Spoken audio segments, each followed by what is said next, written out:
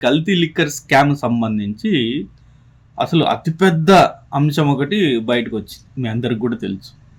So, 5 ఏళ్లలో 500 కోట్లు వాళ్ళు కల్తీ లిక్కర్ అమ్మారు, మొత్తం స్కామ్ చేశారని చెప్పేసి కూడా ప్రస్తుతం వైఎస్ఆర్‌సీపీ పార్టీ వాళ్ళు ఆరోపిస్తున్నారు.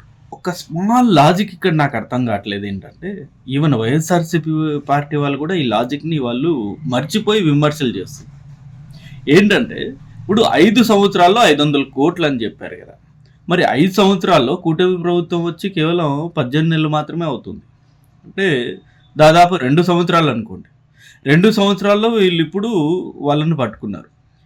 5 సంవత్సరాలు అన్నప్పుడు గత 3 సంవత్సరాలు వైఎస్ఆర్‌సీపీ పార్టీలోనే కదా, వైఎస్ఆర్‌సీపీ పార్టీ వాళ్ళే కదా అధికారంలో ఉంది. మరి వాళ్ళెందుకని పట్టుకోలేకపోయారు? 5 సంవత్సరాల్లో 500 కోట్లు అన్నప్పుడు సంవత్సరానికి 100 కోట్లు. అంటే వైఎస్ఆర్‌సీపీ ప్రభుత్వ హయాంలో 300 కోట్లు లిక్కర్ స్కామ్ అనేది వాళ్ళు యథేచ్ఛగా చేసుకున్నారా?